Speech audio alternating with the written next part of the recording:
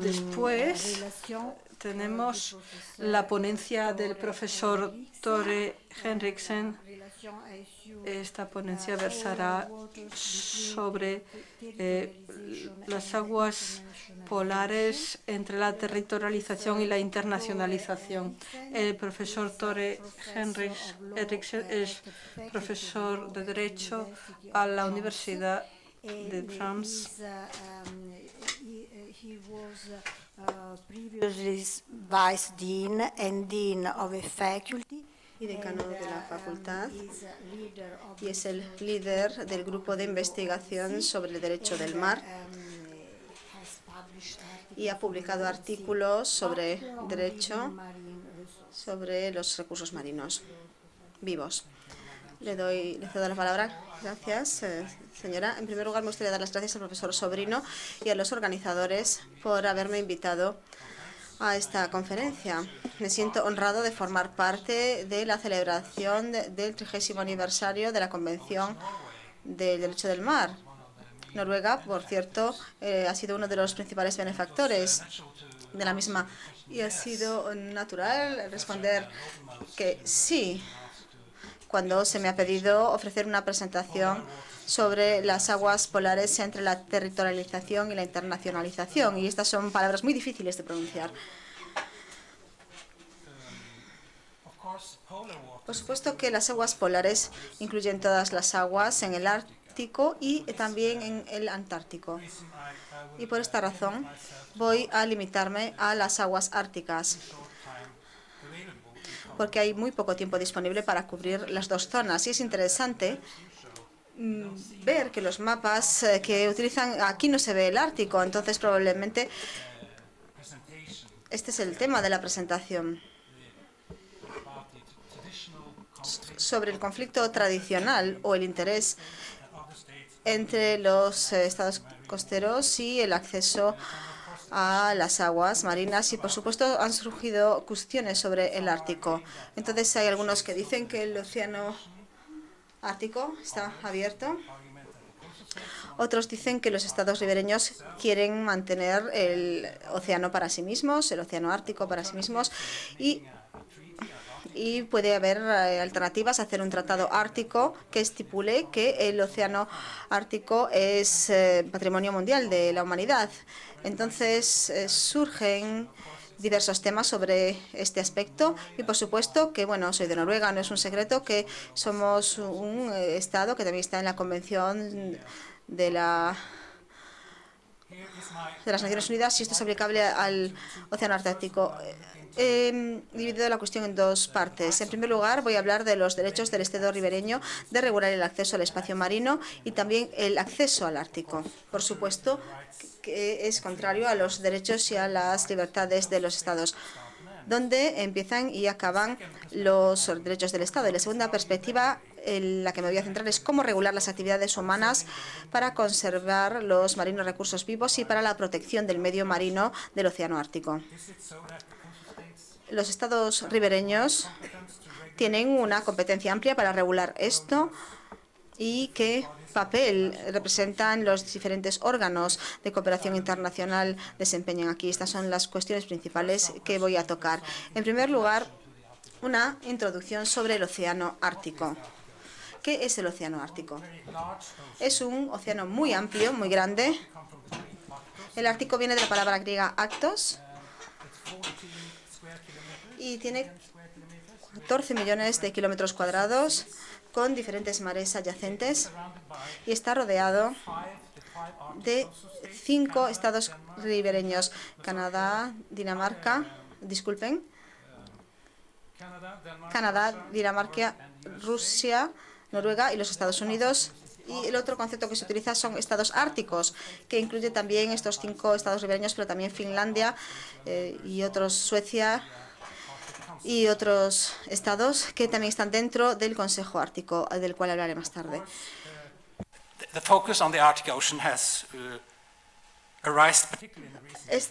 Esta cuestión surgió en los últimos años, pero hacia finales de la Guerra Fría, en los años 90, esto llevó a incrementar la cooperación entre los estados árticos. El Consejo Ártico ya se estableció en 1996 y hubo cooperación entre los países árticos anteriormente, pero por supuesto los efectos del cambio climático han atraído una atención internacional en la zona. Esta es una imagen de septiembre. Se batió un nuevo récord en septiembre del año 2012, donde se vio la menor extensión de hielo, 50% menos que la media que se había estipulado desde 1969. Entonces, el hielo se está reduciendo y también es cada vez más fino. Una gran proporción del hielo marino será cada vez menor. Esto tiene consecuencias sistemáticas para la vida, para las especies, para los hábitats del Ártico. Por ejemplo, el oso polar y las focas que dependen y viven en el hielo. Y también los efectos sobre el clima global con esta reducción del hielo. Pero también se ha prestado gran atención a las nuevas oportunidades que proporciona este deshielo. Según ciertas estimaciones, el 20% del petróleo, de las reservas de petróleo, se pueden encontrar en los fondos marinos de las aguas polares y las especies pueden migrar hacia el norte, hacia el océano Ártico. Ya hay preocupaciones sobre el stock de el abadejo. Y también, bueno, cuál será la disponibilidad de comida en el océano Ártico. Hay diversos proyectos sobre esto. Hay gente que dice que es un gran desierto, que no habrá vida. También la navegación también es otro tema importante. En la costa rusa, también en la costa canadiense, el paso del noroeste y también una perspectiva futura sería la navegación a través del océano Ártico central, dependiendo de la cobertura de hielo. Y siempre tenemos que decirle a la gente que no hay que ser optimista. Hoy, o más bien este año, 46 navíos utilizaron esta vía y hay muchos más que atraviesan el canal de Suez. Entonces hay muchas preocupaciones sobre la navegación, sobre la infraestructura, sobre los equipos de rescate, sobre la disponibilidad de los contactos por radio, etcétera. Entonces, todavía hay mucho camino que recorrer. También hay una cuestión sobre las nuevas investigaciones marinas. Me gustaría decirles simplemente que el realismo, hay un cierto realismo en este sentido. Surge una pregunta. ¿El régimen internacional es aplicable al océano Ártico? ¿Es adecuado? Y bueno, hay muchos puntos de vista diferentes sobre cómo se debería regir el océano Ártico. Aquí tenemos una imagen del océano Ártico y podemos verlo desde arriba y por supuesto que la ley del mar, o más bien el derecho del mar, es aplicable. Los estados ribereños han establecido fronteras marítimas y, como ya se mostró, Noruega y Rusia en el año 2010 acordaron sobre la delimitación de sus zonas en el mar de Bering, y también Canadá y Dinamarca van a llegar a un acuerdo sobre esta zona, sobre una isla, y también hay una zona entre Canadá y los Estados Unidos. Entonces, bueno, la utilización sería esta. Y vemos una gran zona de alta mar en el medio. Concerning the conflict between territorialism and international is por lo tanto, este ejemplo se ilustra sobre todo a través de los controles que realizan los dos principales grupos de navegación en la ruta del noroeste y en la ruta del Mar del Norte.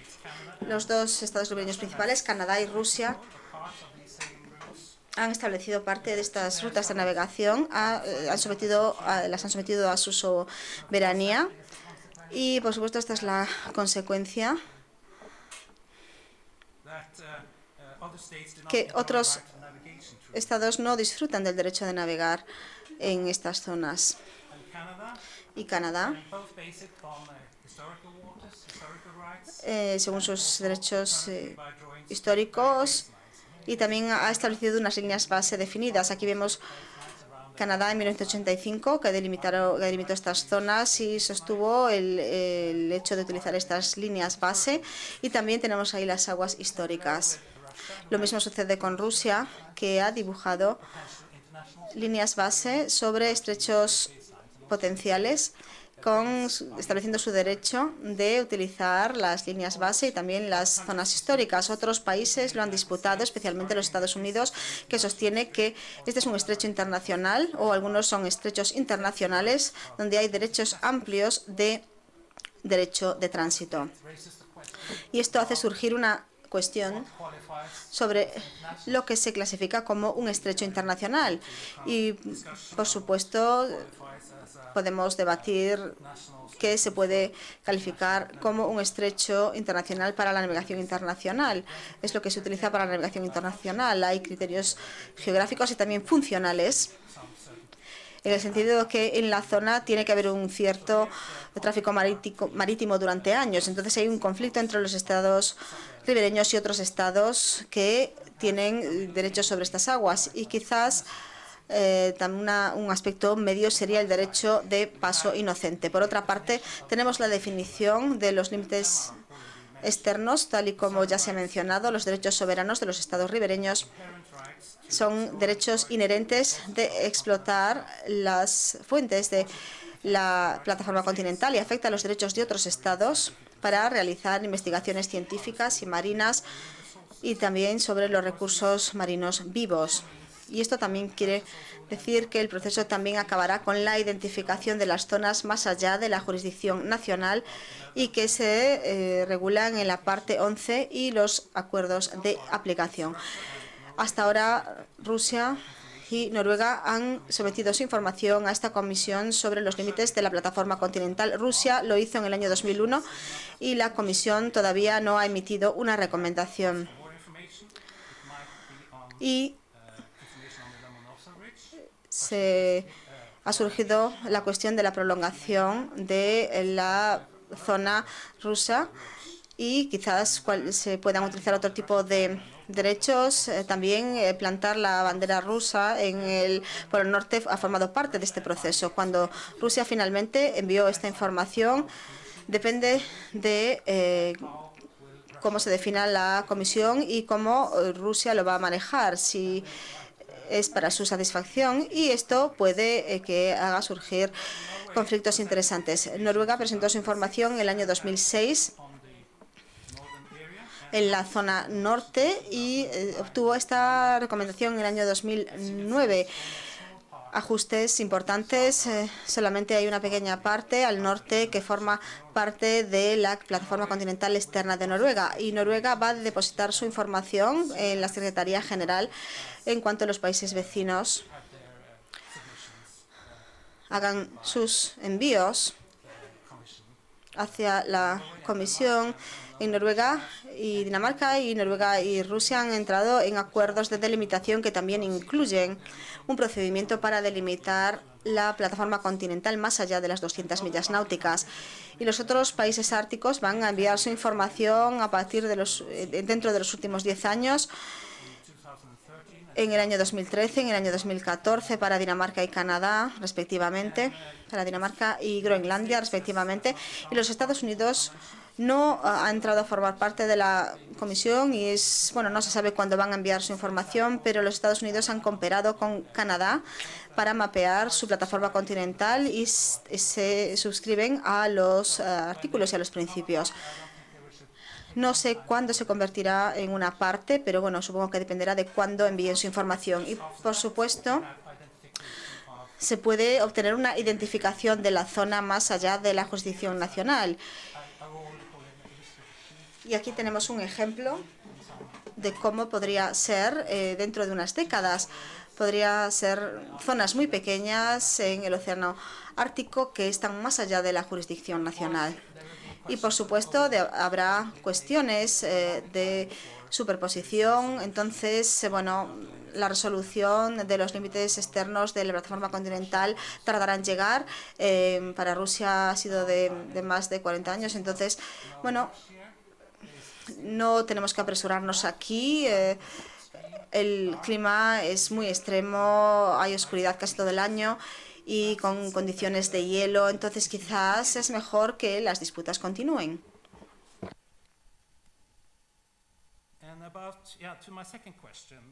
En cuanto a la segunda cuestión, regular las actividades en el Océano Ártico, hay propuestas de diversas fuentes sobre un tratado ártico y esto ha provocado respuestas en los estados ribereños. Ya he mencionado algunas notas, hay gente que ha dicho que esto ha de preservarse como patrimonio de la humanidad. Otros se refieren a la ley medioambiental en el sentido de que hay que manejar el espacio oceánico y hay que realizar una gestión basada en el ecosistema y hay que tener en cuenta todas las actividades. Los estados ribereños han dicho que el derecho del mar es una base sólida y que no se necesita un tratado amplio. Y se consideran los gestores de este océano. Y esto ha hecho surgir ciertas cuestiones. ¿Qué quiere decir esto? El hecho de que estos 5 estados costeros sean los gestores. Bueno, hay una gran parte del océano que está sujeta a su jurisdicción. Entonces, por supuesto, tienen ciertas obligaciones y responsabilidades para garantizar el medio ambiente en esta zona. Pero hay algunos intereses especiales por parte de otros países. Y los estados ribereños firmaron esta declaración de Groenlandia del año 2008 y utilizaron un enfoque tradicional por sectores e indicaron que otros estados pueden participar en la cooperación en aspectos particulares relevantes, como por ejemplo la navegación a través de la OMI, y también el Consejo Ártico fue identificado como un foro internacional relevante.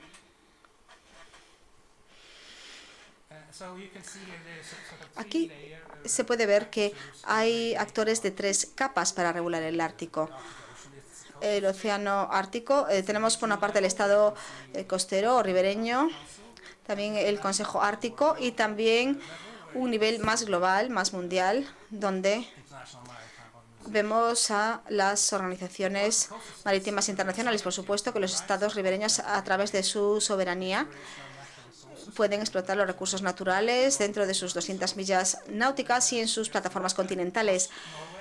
Y, por supuesto, Noruega y Rusia ya han cooperado en los últimos 40 años en la gestión de sus poblaciones en el mar de Bering y tienen un acuerdo del año 2010 que también incluye una disposición para una mayor cooperación entre las comisiones de pesca de Rusia y de Noruega. Si la población de bacalao u otras especies se mueven hacia el norte, por ejemplo, entonces su cooperación se realizará a través de esta comisión que continuará.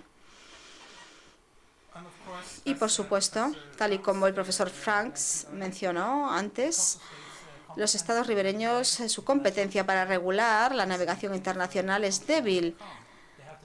Entonces, tienen que aceptar y aplicar los estándares y normas internacionales llamados GEARS y en las zonas cubiertas por hielo bajo el artículo 234 de la Convención.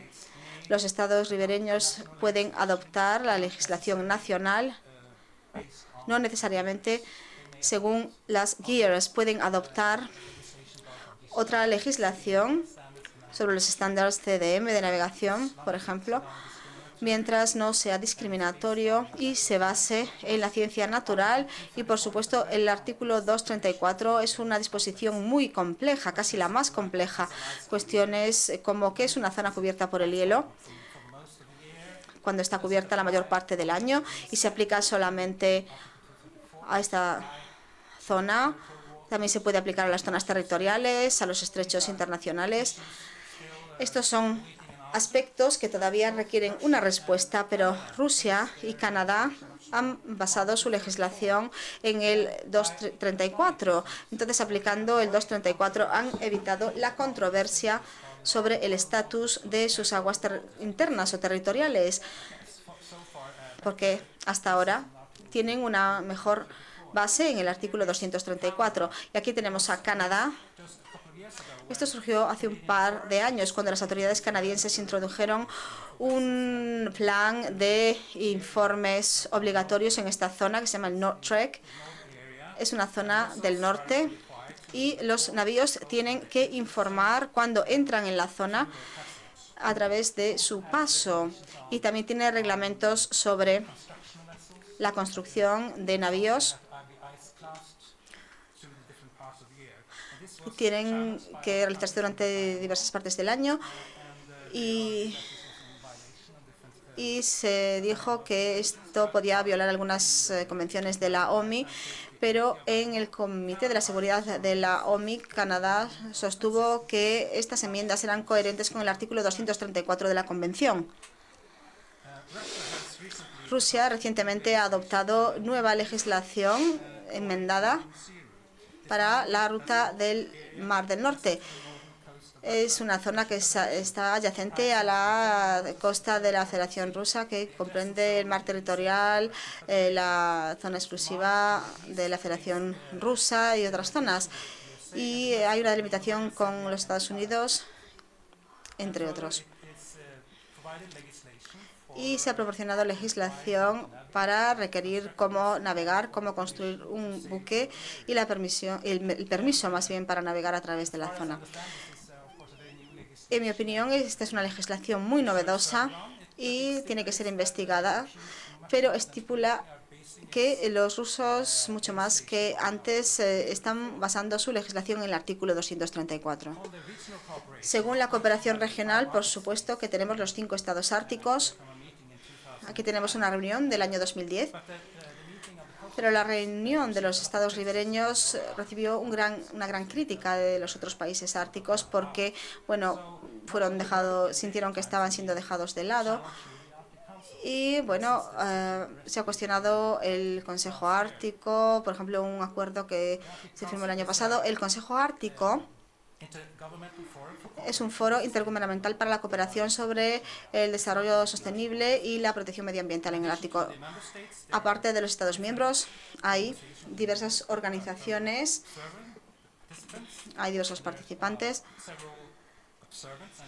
observadores y otros países, como por ejemplo la Unión Europea. China también quiere convertirse en un observador. El Consejo Ártico hasta ahora ha trabajado sobre el estatus del medio ambiente, como ha hecho una evaluación sobre el impacto del cambio climático y también sobre la navegación. En el 2009, la navegación ártica informó el estado y las perspectivas para la navegación en el océano Ártico. Y se establecen 17 recomendaciones. Una de ellas es que los estados árticos deberían solicitar una actualización de la OMI para establecer reglamentos adicionales sobre la navegación en el Ártico. Ahora solamente hay una serie de directrices y también investigan posibilidades para mapear zonas sensibles y esperan solicitar a la OMI zonas especiales dentro de estas zonas. Y también se recomienda que los estados árticos adopten un cierto acuerdo de rescate y ahora están negociando sobre una serie de acuerdos sobre preparación y respuesta frente a los hidrocarburos. Entonces, el Consejo Ártico se está desarrollando en algo más que una institución que busca hechos. Los Estados miembros no cuestionan que sea una organización internacional con sus propias competencias. Pero, por supuesto, también está realizando esta revisión del océano Ártico, tal y como mencioné. Algunos países rechazaban un nuevo tratado, pero ahora se están estudiando los tratados aplicables al océano Ártico. Entonces pueden surgir nuevos tratados en el futuro, pero como muchos dicen, hay muchos tratados internacionales pero el talento está en aplicarlos. No necesitamos tratados nuevos. Y ahora, a nivel internacional, por supuesto, tal y como vemos en la Convención del Derecho del Mar, se basa, por ejemplo, en la navegación, en los recursos basados en la tierra, en las actividades del fondo. La OMI ha adoptado durante varios años ya una serie de directrices que incluyen requisitos para el CDM y para una serie de medidas de protección medioambiental, y ahora están realizando negociaciones con la OMI para adoptar un código polar que incluya elementos vinculantes, pero hay diversas opiniones sobre la composición del código. Hay gente que sostiene que el código debería tener elementos de protección medioambiental sólidos, pero algunos países están en contra y dicen que se deberían aplicar las medidas ordinarias que proporciona MARPOL. Cuando y si la OMI debe adoptar este código polar, bueno, hay una cuestión que el profesor Franks también ha mencionado, la cuestión de la relación entre las convenciones de la OMI suplementarias y la competencia en el artículo 234, porque el artículo 234 fue adoptado por una iniciativa de Canadá de hace muchos años, en una época donde casi no había tráfico o había poco tráfico en la zona, y la OMI no estaba muy interesada. Y cuando la OMI ahora está adoptando una iniciativa, entonces surge la pregunta de hasta qué punto esta nueva legislación puede frenar la competencia de los estados ribereños. En la recomendación adoptada por los Estados miembros del Consejo Ártico, van a investigar, después de la adopción del Código Polar, qué hacer, cómo deberían proceder los estados ribereños. Pero ahora el Consejo está más preocupado por la infraestructura para proporcionar un cierto rescate y preparación medioambiental. Por lo tanto, esta es la relación. Por supuesto que también hay otras lagunas, no tengo tiempo para mencionarlas todas, pero como ya hemos visto anteriormente, la Organización de la Pesca del Nordeste, su competencia es bastante limitada en el Océano Ártico. Entonces, en el futuro debería haber oportunidades de pesca más allá de las 200 millas náuticas, quizás ampliar las ORP actuales o establecer nuevas, pero aquí surge una gran cuestión sobre las nuevas oportunidades. Y hay diferentes usos, como por ejemplo Noruega. Noruega cree que la legislación es adecuada, las poblaciones pues probablemente quedarán dentro de las millas náuticas y tenemos instrumentos suficientes. Pero Estados Unidos y otros países sostienen que han adoptado una prohibición sobre la pesca ártica y quieren establecer una ORP ártica. Entonces, habría que ser proactivo para establecer una estructura antes de que la pesca vaya allí, o quizás debemos esperar hasta que haya pesca en esta zona. Entonces, esta es una cuestión muy importante. Hay un desacuerdo entre los estados ribereños, y la misma cuestión tiene que ver con los acuerdos de los mares regionales. La Convención OSPAR, como sabemos, tiene una zona similar de competencia y no hay tratados similares para el Ártico. Y esta es una gran pregunta, si va a haber alguno. Y el último sería el nuevo derecho internacional, la Convención sobre la Biodiversidad, que, bueno, tal y como se ha mencionado anteriormente, hay que observar el espacio oceánico más realísticamente y regular los diversos usos del mar en su conjunto. ¿Y cómo se gestiona esto cuando hay un problema en otros mares y en el Océano Ártico hay muy poca infraestructura? Aquí, por ejemplo, esto se puede ejemplificar a través del establecimiento de zonas protegidas. Aquí tenemos las zonas protegidas del Ártico y la mayoría, como pueden ver, están en la tierra. Hay muy pocas en la zona marina, pero están dentro de las aguas territoriales, como estas islas al norte de Noruega, donde el 60% de la masa terrestre son zonas protegidas. También incluyen el mar territorial. Pero ¿qué sucede si queremos establecer zonas protegidas en la zona económica exclusiva o en el mar Ártico más al norte? Aquí tenemos unos ejemplos del Atlántico Nordeste, donde se han establecido una serie de zonas protegidas. Entonces, esto es muy complicado porque esto implica a muchas autoridades internacionales como OSPAR, la Autoridad del Fondo Marino, etcétera. Entonces, no creo que sea mucho más fácil en el Océano Ártico. Y con esto concluyo mi presentación.